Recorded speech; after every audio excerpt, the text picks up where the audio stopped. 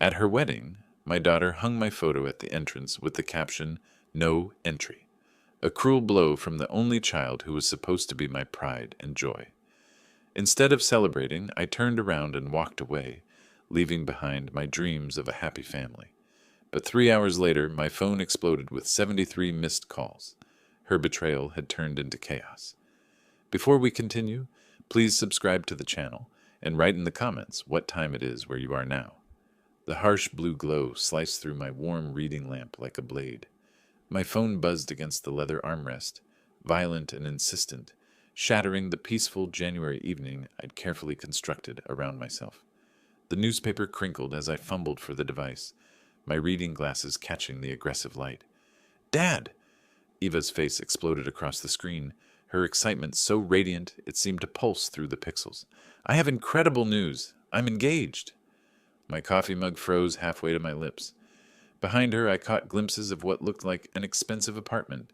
Marble countertops, floor-to-ceiling windows revealing San Francisco's glittering skyline. "Sweetheart, that's—" I started, but she thrust her left hand toward the camera. The diamond caught every light source in her apartment, throwing rainbow fragments across her flushed cheeks. "Look at this ring, Dad. Isn't it gorgeous?" Before I could respond properly, a man's face appeared beside hers. Tall, sharp jawline, perfectly styled dark hair. His smile looked like it belonged in a toothpaste commercial. "Mr. Rice." His voice carried that smooth confidence I'd learned to distrust in my real estate days. "I'm Harold Kensington. I promise your daughter will be the happiest woman in the world." "Dad, I'm so happy for you. Tell me about Harold," I managed, trying to match their energy while studying this stranger who'd somehow captured my daughter's heart. "He's a successful cryptocurrency investor, Dad. He has such ambitious plans." Iva practically bounced as she spoke. "Harold's portfolio includes blockchain startups, NFT ventures." "Market's been volatile lately," Harold interrupted smoothly, his hand sliding to rest on Iva's shoulder. Something about the gesture struck me as possessive rather than affectionate. "But I've diversified across multiple sectors: tech, renewable energy, some traditional stocks for stability." I noticed how his eyes never quite met mine through the camera. They darted to something off-screen, maybe another device, maybe checking the time. His expensive-looking watch caught the light, but something about the way he positioned his wrist seemed deliberate, almost performative. "When's the wedding?" I asked. "March 15th?" Eva squealed. "I know it's soon, but Harold found this amazing venue that had a last-minute cancellation. The Fairmont San Francisco. Can you believe it?" 2 months. They were planning to marry in 2 months. "That's quite fast," I said carefully. Harold's smile tightened almost imperceptibly. "When you know, sir. Plus, Iva deserves the wedding of her dreams, and this venue won't wait." Through the screen, I watched him absently twist a gold ring on his pinky finger, a nervous habit that contradicted his polished exterior. His other hand remained firmly planted on Iva's shoulder, thumb moving in small circles that seemed more controlling than comforting. "Harold's been so thoughtful about everything," Iva gushed, leaning into him. "He's handling all the vendors, the arrangements. I barely have to worry about anything." That should have made me happy. Instead, something cold settled in my stomach. "Well, I can't wait to meet you properly, Harold," I said, forcing warmth into my voice. "Likewise, Mr. Rice. I've heard so much about you." After more excited chatter about flowers and catering, they finally hung up. I sat in my leather chair as darkness crept back into the room, the phone's glow fading to black in my palm. The newspaper lay forgotten on the floor, and my coffee had gone cold. Something about Harold bothered me, though I couldn't name what. Maybe it was the way he dominated the conversation while seeming deferential, or how his expensive clothes looked just slightly wrong. Too new, too perfect, like a costume rather than a wardrobe. I stared at my reflection in the black screen, watching my own doubts multiply in the darkness. 13 days of restless nights had passed since that video call. When Harold phoned asking for a man-to-man conversation, I'd agreed partly out of curiosity and partly from an unshakable need to understand what was troubling me about him. The Caf in Manhattan's Upper East Side was exactly the kind of place I'd expect Harold to choose. Understated wealth, marble tables, the sort of discretion that comes with $50 entrees. I spotted him in a corner booth, somehow managing to look nervous despite his perfectly pressed navy suit. "Mr. Rice, thank you for coming." He stood to shake my hand, his grip firm but slightly damp. "Please sit. Can I order you something?" "Coffee's fine." I studied his face as we settled across from each other.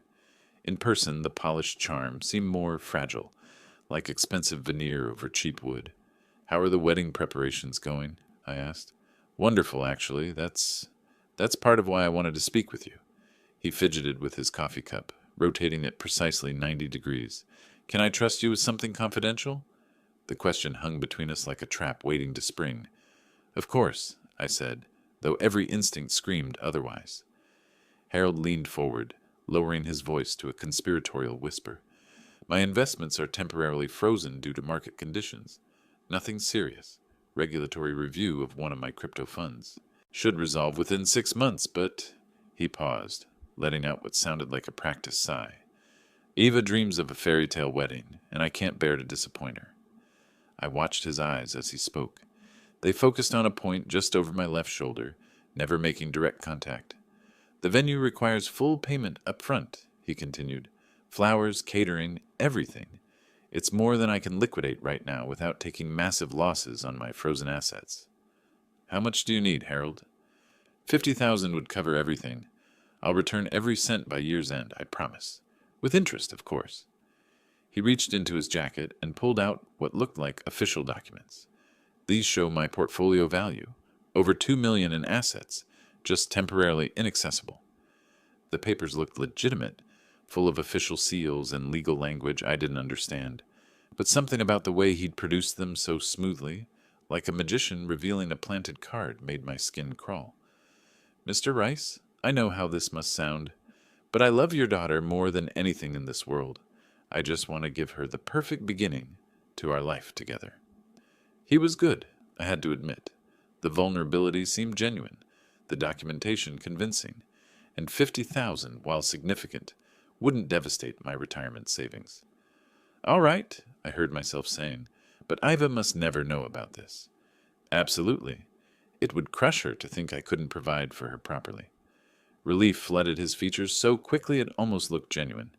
"You have no idea how much this means to me, sir." I wrote the check with deliberate slowness, my hand hesitating above the signature line. Harold's eyes tracked every movement of my pen like a hawk watching prey. The moment I tore the check free, he practically lunged across the table to take it, folding it carefully into his wallet. "You won't regret this, Mr. Rice. Eva's going to have the most beautiful wedding San Francisco has ever seen." He left immediately after that, citing urgent calls with vendors. I sat alone in the expensive cafe, watching my coffee grow cold while affluent New Yorkers chatted around me about market trends and vacation homes. My phone felt heavy in my pocket. I should call Eva, ask more questions about Harold's business, do some basic checking that any rational person would do before handing over $50,000. Instead, I finished my coffee and headed home, carrying the weight of a secret that already felt like a mistake. 6 days had crawled by since that cafe meeting, each one heavier than the last. I moved through my Brooklyn apartment like a ghost haunting his own life, the cordless phone never far from my hand. Every surface seemed to mock me, the clean kitchen where I barely ate, the living room where I couldn't concentrate on reading, the bedroom where sleep came in fragments. Margaret's photograph watched me from the nightstand, her gentle smile frozen in better times. I picked up the silver frame, running my thumb across the glass. "Margaret always said, 'Truth is more important than comfort,'" I whispered to her image. She'd have known what to do. Margaret never trusted smooth talkers, never let charm override her instincts. When Iva was 16 and wanted to date that boy with the motorcycle, Margaret had done a background check that would have impressed the FBI. But Margaret was gone, and I was making decisions that felt like betrayals of everything she'd taught me about protecting our daughter. The phone buzzed in my other hand. Eva's contact photo smiled up at me. She'd inherited her mother's intuitive eyes, the same eyes that were now clouded by love and trust in a man who might be lying about everything. I dialed her number, hung up before it could ring, then immediately dialed again. Dad, perfect timing. I just got back from the florist. How are the wedding preparations going? I tried to sound casual, though my voice came out strained. Wonderful, Dad. Harold is so attentive to details. He's handling everything. The band, the photographer, even coordinating with the hotel staff. I barely have to think about anything except showing up in my dress. Every enthusiastic word felt like a small knife twist. Harold was controlling every aspect of their wedding with her money. My money. Eva, I started, then stopped. The promise I'd made to Harold felt like chains around my tongue. Are you sure you know Harold well enough? Of course, Dad. Why do you ask? Her voice shifted, becoming slightly defensive. I could hear her moving around her apartment, probably arranging flowers or sorting through wedding magazines. Just parental worries. You've only known him a few months? 6 months, actually. And when you meet the right person, time doesn't matter the same way. She laughed, but it sounded forced. You taught me to trust my instincts, remember? Well, my instincts tell me Harold is perfect for me. Perfect. The word echoed in my mind like a warning bell. Nothing was perfect, especially not people who claim to be. I'm sure you're right, sweetheart. I can't wait to dance with you at your wedding. After we hung up, I sat at my kitchen table and pulled out the leather journal Margaret had given me years ago. Most of the pages remained blank. I'd never been much for writing down thoughts. Tonight felt different. I needed to record this decision, this moment when I chose Harold's promise over my own protective instincts. February 9th, 2025. Gave Harold $50,000 for wedding expenses. Eva doesn't know. Something feels wrong, but I made a promise. Margaret would say I'm being a fool, but sometimes being a good father means trusting your daughter's choices, even when they scare you. I closed the journal and returned it to the drawer. Outside my window, Brooklyn hummed with evening life, couples walking home from dinner, families heading to late movies, the comfortable rhythm of ordinary people living ordinary lives. For the first time in decades, I envied them their simple problems. The wedding was 5 weeks away, 5 weeks for Harold to prove my suspicions wrong, or for me to discover just how badly I'd misjudged the man who wanted to marry my daughter. I turned off the kitchen light and headed to bed, carrying Margaret's photo with me. If I was making a mistake, at least I wouldn't make it alone. 3 days had passed since I'd written those words in Margaret's journal. Now I stood outside Le Bernardin, San Francisco's temple to French cuisine, watching through floor-to-ceiling windows as Harold and Iva laughed over champagne flutes. The morning flight from JFK had left me jet-lagged and hollow-eyed, but I'd managed to shower and put on my best suit, a navy Brooks Brothers that suddenly felt cheap under the restaurant's crystal chandeliers. Dad! Iva bounced toward me in a flowing emerald dress that probably cost more than my monthly mortgage. Her engagement ring caught every light in the room as she wrapped me in a hug that smelled like expensive perfume and happiness. Harold rose slowly from their corner table, his movements calculated and predatory. The suit he wore, charcoal wool with subtle pinstripes, looked like it belonged in a magazine spread. My $50,000 had been put to good use. Mr. Rice, so wonderful to see you again. His handshake lingered too long, his thumb pressing against my knuckles with unnecessary force. Please, sit. Harold gestured to the chair across from them, but somehow positioned himself so he commanded the best view of the dining room. I took the liberty of ordering wine, a Chassagne Montrachet that pairs beautifully with their seafood. Before I could respond, he was signaling the sommelier, launching into a detailed discussion about tannins and oak aging that left me feeling like a tourist in my own daughter's life. The menu changes seasonally, Harold continued, not bothering to hand me the leather-bound folder. But I recommend the John Dory, unless you prefer something more traditional. The word traditional dripped with condescension. Dad's actually quite adventurous, Iva said, reaching across to squeeze my hand. Remember when you tried that sushi place in Chinatown? Mr. Rice, do you still use a checkbook? How authentic. Harold's smile never wavered, but his eyes glittered with malice. I felt my jaw tighten. Sometimes the old ways work best. Of course, though I imagined keeping track of expenses must be challenging without digital banking. He leaned back in his chair, one arm draped possessively around Iva's shoulders. Eva, your father probably remembers when Bitcoin cost pennies, don't you, sir? Harold Maybe we should discuss something else. I tried to keep my voice level. Of course, sorry. I forget not everyone adapts so quickly to new realities. He turned to Iva with theatrical concern. Sweetheart, should we explain cryptocurrency basics? Or would that be overwhelming? Eva giggled, actually giggled, like I was some doddering grandfather who needed protection from modern concepts. The waiter appeared with our first course, an elaborate arrangement of scallops that Harold dissected with surgical precision while explaining market volatility to Iva. Every few minutes he'd toss me a bone. You might find this interesting, Mr. Rice, before diving back into jargon designed to exclude me. Harold, you're so smart. Eva gazed at him with pure adoration. Dad, you're lucky to have such a son-in-law. When the check arrived, Harold made a grand show of producing a black American Express card, waving away my attempt to contribute with magnanimous dismissal. Please, Mr. Rice, this is my treat, after all. His eyes met mine with calculated cruelty. I can certainly afford it. Outside, I climbed into a taxi while Harold helped Iva into his Tesla. Through the rear window, I watched him kiss her forehead with tender possessiveness, his laughter carrying across the evening air like a victory song. My fists clenched in my lap as the city lights blurred past. Something was very, very wrong with Harold Kensington. Sleep was impossible.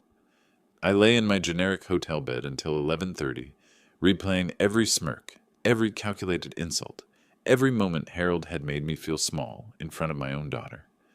Finally, I gave up and moved to the cramped desk, still wearing my wrinkled dinner shirt and loosened tie. The hotel's Wi-Fi password was taped to the lamp base. I opened my laptop and stared at the search bar, unsure where to begin. Harold Kensington, I typed.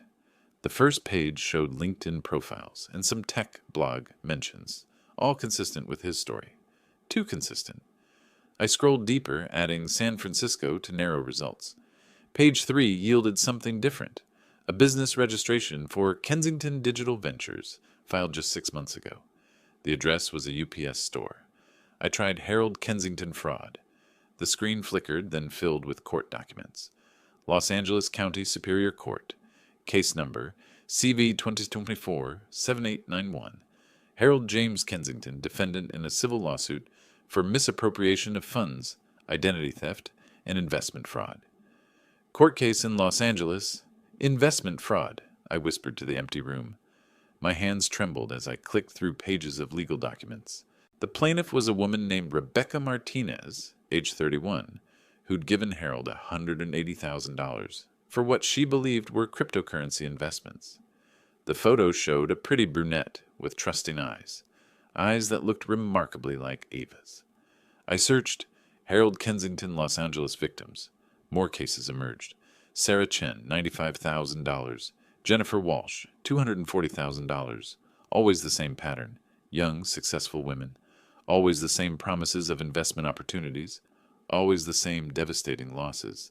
Harold Kensington accused of misappropriating $200,000. I read aloud from a news article, my voice cracking. But it was the photo gallery that made my blood freeze. Harold with Rebecca at what looked like an engagement party. Harold with Sarah at a romantic dinner. Harold with Jennifer, her left hand prominently displaying a diamond ring identical to Iva's. I spent the next 4 hours printing everything.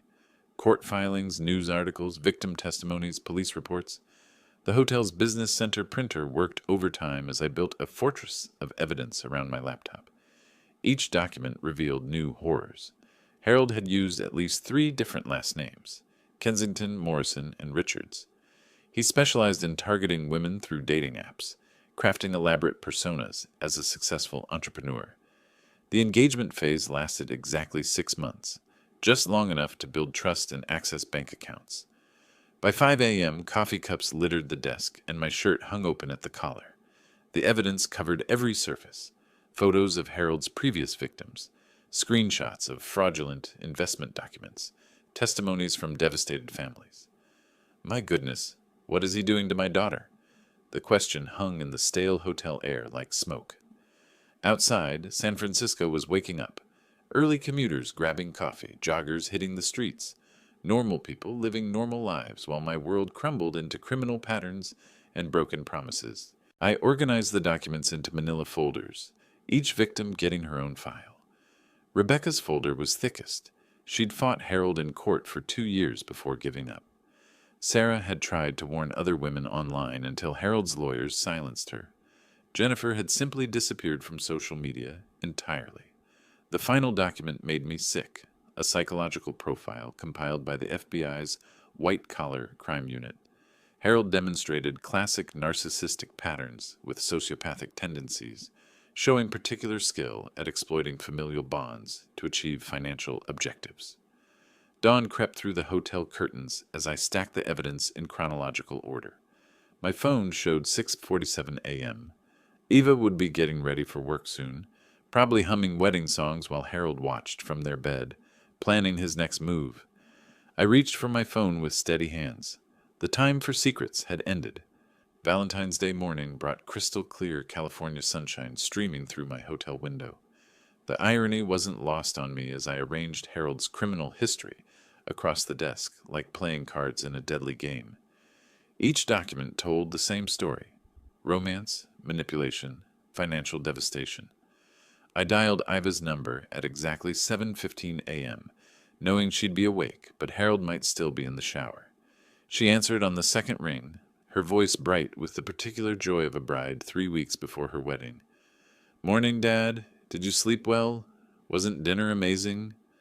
The happiness in her voice made what I had to do even more brutal. "Eva, I need to tell you something important. Are you sitting down?" "I'm getting ready for work, but what's wrong? You sound serious." I held Rebecca Martinez's court filing in my free hand, drawing strength from another father's failed attempt to save his daughter.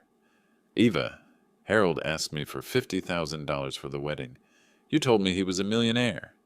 Silence stretched across the phone line like a taut wire. "You're lying. Harold would have told me." Her voice cracked with disbelief. "Sweetheart, he said his assets were frozen, and he needed money for the venue. He made me promise not to tell you." "That's impossible. Harold shows me his investment accounts all the time. He has over $2 million. He has a court case for fraud, sweetheart. I have the documents right here. Los Angeles County, case number CV 2024-7891. He stole money from a woman named Rebecca Martinez." I heard movement in the background, Harold's voice asking what was wrong. Eva's breathing became rapid and shallow. "You're making this up because you can't accept that I've grown up. You can't stand that I don't need you anymore." "Eva, please just look at the evidence. There are other women, Sarah Chen, Jennifer Walsh. He's done this before, exactly the same pattern." The phone changed hands abruptly. Harold's smooth voice replaced my daughter's tears. "Mr. Rice, I understand you're concerned, but these accusations are completely false. I was cleared of all charges in Los Angeles. The case is still pending, Harold. I have the current filings.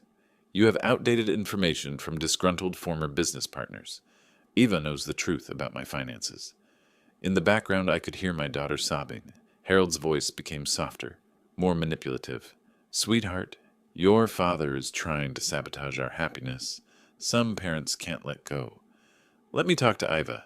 My voice came out harder than I'd intended. "She's too upset right now. These false accusations have really hurt her." Iva's voice cut through, shrill with pain and anger. "How could you do this to me? How could you lie about Harold just to ruin my wedding?" "I'm not lying. There are photos of him with other women, engagement rings identical to yours." "Enough! You can't accept that I've found someone who loves me for who I am, not who you want me to be." I tried one more time, my voice breaking. "Eva, please, just look at the evidence before you marry him. I'm sending everything to your email, right now. Don't come to my wedding. I'm serious. You've chosen to believe lies over your own daughter's happiness." The line went dead. I sat staring at my phone screen, the evidence scattered around me like the remains of a relationship 28 years in the making. Through the hotel window, couples walked hand in hand toward Valentine's Day brunches, oblivious to the war being fought in room 412. The email I'd promised to send remained unsent, my finger hovering over the keyboard. Harold had won this round, turning my protection into persecution, my love into control. But fathers don't give up easily. 1 month had crawled by since that Valentine's Day phone call. 31 days of wandering through my Brooklyn apartment, like a ghost haunting his own life. The evidence folders sat untouched on my kitchen table, their manila surfaces now warped from coffee rings and the humid breath of my sleepless nights. Every morning began the same way, checking my phone for messages that never came, staring at Iva's contact photo until my eyes watered. The stack of unfinished letters on my desk had grown thick, apology attempts that started with "Dear Iva" and ended with crumpled paper in my wastebasket. Margaret's photograph watched me from the mantel as I pulled out Harold's court documents for the 100th time. Maybe I'd been too hasty, too suspicious. The internet could lie, couldn't it? Photos could be manipulated, court records misinterpreted. Maybe I'm too suspicious. "She's a grown woman," I whispered to the empty room. My neighbors had started leaving concerned voicemails. Mrs. Patterson from downstairs mentioned I looked thin. The mailman asked if I was traveling, noting the pile of uncollected mail. Even my doctor's office called about a missed appointment I couldn't remember scheduling. But today was different. Today was March 14th, and tomorrow my daughter would marry Harold Kensington, with or without my blessing. I lifted Margaret's silver frame, tracing her smile with my thumb. "Margaret, what would you do?" Her gentle eyes seemed to whisper what I needed to hear. Sometimes love means letting go. Maybe the court documents were fabricated. Maybe those other women had lied. Maybe Harold truly loved Iva, and my jealousy had clouded my judgment.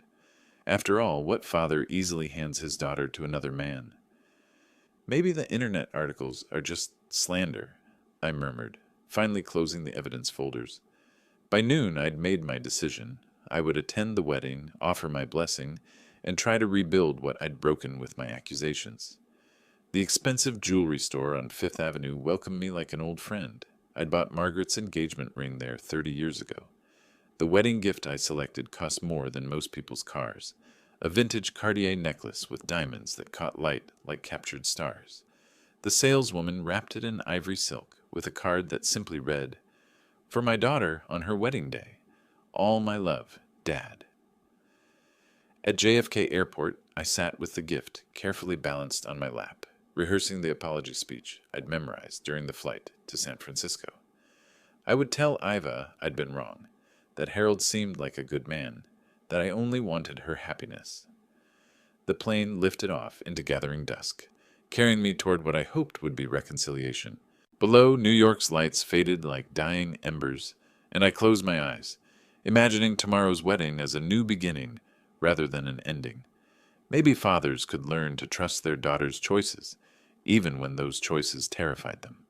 The Fairmont San Francisco rose before me, like a wedding cake made of marble and crystal, its facade draped in elegant banners, announcing the Rice Kensington celebration. I stepped from the taxi, clutching Iva's gift, my heart hammering against my ribs as I adjusted my best navy suit, the same one I'd worn to walk her down the aisle at her college graduation. Wedding guests flowed through the hotel's entrance in streams of silk and laughter, their voices mixing with the gentle sound of a string quartet warming up somewhere inside. I recognized a few faces: Iva's college roommate, my brother Frank from Boston, neighbors from our old house in Queens. Then I saw it. My own face stared back at me from an ornate easel beside the entrance doors, blown up to poster size in professional black and white. Beneath my photograph, elegant calligraphy spelled out words that hit me like physical blows. "Entry forbidden, Giles Rice. By request of the bride and groom." The wedding gift slipped in my suddenly nerveless fingers. Other guests slowed their approach, reading the sign with uncomfortable curiosity before hurrying past. A few shot me sympathetic glances, recognizing the man in the photograph standing frozen on the sidewalk. "Excuse me, sir, but you're not expected here." A security guard materialized beside me, his voice professional but not unkind. His name tag read, "Martinez." Perhaps he had daughters too. This is my daughter getting married." The words came out strangled, barely audible above the hotel's ambient noise. Martinez shifted uncomfortably, his hand resting gently on my elbow. "I'm very sorry, but I have clear instructions." The couple was quite specific about this arrangement. Through the glass doors, I could see the reception hall being prepared, white roses cascading from crystal stands, tables set with china that probably cost more than my monthly rent, my $50,000 at work, creating beauty I was forbidden to witness. Other guests continued flowing around us like water around stones, their conversations dropping to whispers as they passed the photograph of the banished father. Some looked genuinely shocked. These were people who'd known me for years, who'd attended Iva's birthday parties and graduation celebrations. I set the Cartier box carefully beside my own photograph, the ivory silk wrapping bright against the hotel's polished marble. The diamonds inside would catch the light beautifully on Iva's throat whenever she chose to open it. Now I understand, Harold. Now I understand everything. Martinez stepped back slightly, perhaps hearing something dangerous in my voice. But I wasn't angry anymore. Anger was too small for what I felt. This wasn't just rejection, it was calculated humiliation, designed to strip away every shred of dignity I might have salvaged from our relationship. Harold hadn't simply won Iva, he'd made sure I would be publicly marked as the father too toxic to attend his own daughter's wedding. The photograph would ensure that everyone, friends, family, strangers, would know exactly how completely I'd been cast out. I straightened my tie and nodded to Martinez. "Could you call me a taxi, please? I need to get to downtown Chase Bank before they close." The security guard looked relieved. "Of course, sir. Right away." As I waited for the cab, I took one last look at my own face staring back from that easel. The man in that photograph still believed his daughter might forgive him, might choose family over a stranger's manipulation. That man had been a fool, but he'd learned better now. The taxi deposited me outside Chase Bank's downtown San Francisco branch at exactly 4:30 p.m., the afternoon sun casting long shadows across the building's granite facade. Inside, Saturday's skeleton crew moved with the languid efficiency of people counting hours until closing time. I approached the customer service desk with the same methodical calm I'd once used to close million-dollar real estate deals. The young banker, her name tag read Jessica, looked up from her computer screen with practiced politeness. "Good afternoon. How can I help you today?" I placed my driver's license and account documentation on her polished counter with deliberate precision. "I need to cancel a check immediately." Jessica's fingers flew across her keyboard, pulling up my account details. "Certainly, sir. Can you provide the check number and amount?" "Check number 2847, $50,000, made out to Harold Kensington." I spelled the last name carefully, watching her type each letter. "Sir, if the check has already been submitted for payment, this could create problems for the recipient." Her voice carried the cautious tone of someone who dealt with angry spouses and business disputes. I met her eyes steadily. "That's exactly what I'm interested in." Understanding flickered across her features. She'd seen this scenario before. Betrayed business partners, cheating spouses, family feuds that ended in financial warfare. She pulled out the official stop payment forms without another word. "There's a $35 processing fee, and the cancellation will take effect immediately in our system. Any attempts to cash or deposit this check will be declined." "Perfect." I signed each form with the same careful signature I'd used on Harold's original check, the irony not lost on me. "The stop payment is now active, Mr. Rice. Here's your confirmation number and receipt." Jessica handed me the paperwork with the efficiency of someone who understood that financial revenge required proper documentation. I folded the receipt carefully and placed it in my wallet, right next to the photograph of Eva from her college graduation. Somewhere across the city, Harold was probably reviewing final wedding details, confident that his vendors would be paid, that his elaborate deception would conclude successfully. By now, the wedding ceremony had likely begun. Eva would be walking down the aisle in whatever dress Harold had convinced her to buy, surrounded by guests who'd seen my face on that humiliating poster. The string quartet would be playing, the photographer capturing moments of joy and celebration. But in a few hours, when the caterers demanded payment and the florists wanted to settle their accounts, Harold would discover that his primary funding source had evaporated. The man who'd made his living by manipulating other people's money was about to learn what it felt like when the game turned against him. "Will there be anything else today, Mr. Rice?" Jessica asked. "No, thank you. You've been extremely helpful." I walked out of the bank into the golden California afternoon, confirmation receipt in my pocket like a loaded weapon. Behind me, the electronic systems were already updating, marking check 2847 as void, preparing to embarrass Harold in front of every vendor and guest at his stolen wedding. The taxi ride back to the airport passed in satisfied silence. Sometimes the best revenge was simply removing the foundation from underneath someone else's lies. 2 hours had passed since I'd walked out of Chase Bank, and somewhere across San Francisco, my daughter was probably dancing her first dance as Mrs. Harold Kensington. I sat in my hotel room, watching the city lights twinkle like scattered diamonds, my confirmation receipt folded neatly in my wallet like a loaded gun. The Fairmont's ballroom would be glowing with candlelight about now, the string quartet playing Pachelbel's canon, while Iva floated across the marble floor in whatever dress Harold had convinced her to buy. The thought should have made me sad. Instead, I felt nothing but cold satisfaction. My phone buzzed, a text from my brother Frank. "Beautiful ceremony. Wish you could have been here." Then another buzz.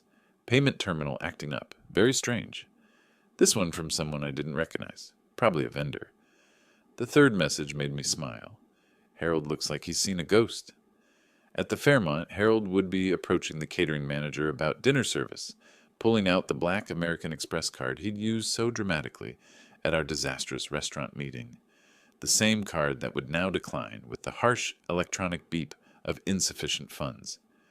"Mr. Kensington, we need immediate payment before we can serve the main course." The catering manager's voice would be professional, but firm. I'd dealt with enough wedding vendors to know the drill. Harold would try again, probably blaming technical difficulties, asking them to process it manually. When that failed, he'd pull out backup cards, each one maxed out from previous schemes, each rejection echoing through the ballroom like gunshots. "There must be a mistake. This is impossible," he'd insist, sweat beading on his forehead despite the ballroom's careful climate control. By now, the musicians would have stopped playing. Their payment authorization also declined. The photographer would be packing expensive equipment, explaining apologetically that contracts required immediate settlement. Even the florist would begin quietly removing centerpieces, protecting their investment from a client who could no longer pay. "Harold, what's happening? Why is everyone leaving?" Iva's voice would crack with confusion and growing panic. Other guests would notice the chaos. Wealthy friends and family watching in horror as vendors systematically dismantled the elegant wedding they'd been admiring. Social media posts would shift from congratulatory photos to uncomfortable documentation of a very public financial meltdown. "Your father, he did this. He ruined our wedding." Harold's voice would rise above the murmur of confused guests, his practiced charm finally cracking under pressure. But I wasn't there to witness his humiliation firsthand. I was 3,000 miles away, room service coffee growing cold on my nightstand, watching my phone light up with increasingly frantic calls from a number I recognized as Harold's. Call after call after call, each one more desperate than the last. I let them all go to voicemail. 73 missed calls. I counted them twice, watching the red notification badge grow larger with each desperate attempt. Harold's number dominated the list, but now Iva's contact photo appeared between his calls, my daughter's bright smile flickering across the screen like a distress signal. The voicemails told the story I'd orchestrated but couldn't witness firsthand. Harold's first message, recorded at 7:15 p.m., still carried traces of his practiced confidence. "Mr. Rice, there seems to be a technical issue with the banking systems. If you could call back." By message 15, the mask was slipping.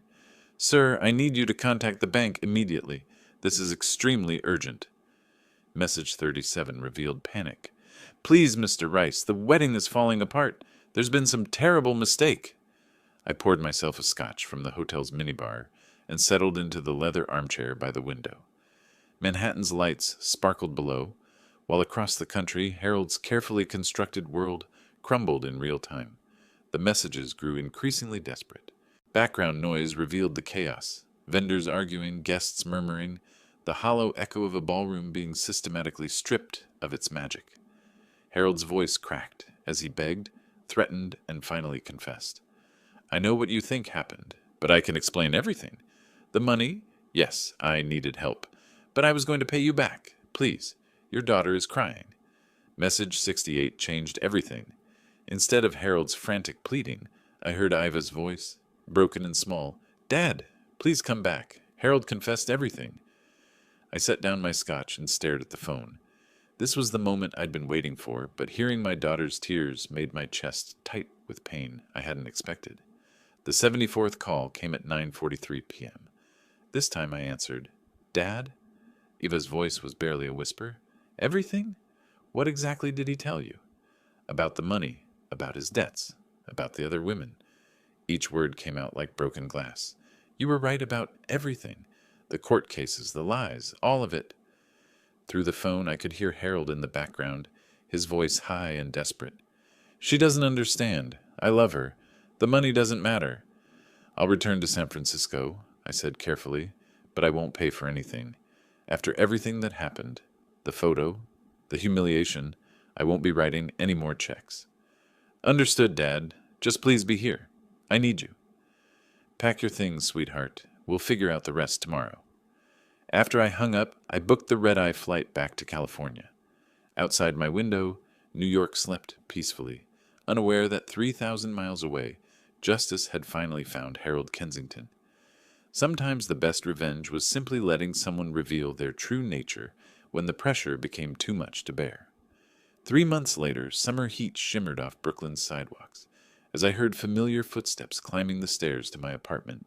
Through the peephole, I saw Iva standing in the hallway with 2 worn suitcases, her face gaunt but determined, looking more like my daughter than she had in over a year. I opened the door before she could knock. "Dad, forgive me. You were right about everything." The words tumbled out as she collapsed into my arms, the same way she had when she was 7 and fell off her bicycle. "Sweetheart, you're my daughter. We'll get through this together." I guided her to the couch, the same leather furniture where this nightmare had begun with that January video call. How different everything looked now. The evidence folders were gone, filed away with the FBI, but Margaret's photograph still watched over us from the mantel. "He took almost everything. My house, savings, even my grandmother's jewelry." Iva's voice shook with exhaustion and shame. "After the wedding fell apart, he became desperate. Started forging my signature, accessing accounts I didn't even know he'd found." The television murmured in the background. I'd been watching the evening news out of habit. Suddenly, Harold's face filled the screen, but not the polished headshot from his fake business profiles. This was a mugshot, his hair disheveled, his practiced smile replaced by the hollow stare of someone whose schemes had finally caught up with him. "Harold Kensington arrested for fraud in especially large amounts," the anchor announced with professional detachment. "Federal investigators say he targeted wealthy families through romantic relationships, stealing over $2 million from victims across multiple states." Iva looked up at the screen, then back at me. "They called me yesterday. I'm not his only victim, am I?" "Rebecca Martinez, Sarah Chen, Jennifer Walsh." I named the women whose photographs I'd printed in that San Francisco hotel room. "You weren't his first, but you'll be his last." The news continued with details that validated every instinct I'd had about Harold. Multiple identities, forged investment documents, a pattern of targeting successful women through dating apps, then systematically draining their assets over 6-month periods. "Harold will answer for this. Justice will be restored," I said, pulling my daughter closer. The federal investigation had moved swiftly once Harold's house of cards collapsed. My evidence from that sleepless night in February had provided the initial roadmap, but Harold's desperation after the wedding had led him to make increasingly reckless moves. When you've built your life on lies, the truth has a way of surfacing when you least expect it. "I testified at the grand jury last week," Iva said quietly. "He's looking at 15 to 20 years. Outside, Brooklyn hummed with its familiar evening rhythm. Normal families were finishing dinner, helping children with homework, living the simple, honest lives I'd envied during my darkest moments. "What now?" Iva asked. I looked around the apartment that had sheltered me through the worst crisis of my life, then at my daughter, older, wiser, scarred, but not broken. "Now we rebuild? Together?" Margaret's photograph seemed to smile approvingly from the mantel. Sometimes protecting the people you love means making difficult choices, even when they hate you for it. But love endures, truth prevails, and justice, when it finally comes, tastes sweeter than any revenge. If you like this story, please like this video, subscribe to the channel, and share your impressions of this story in the comments. To listen to the next story, click on the box on the left. Thank you for watching,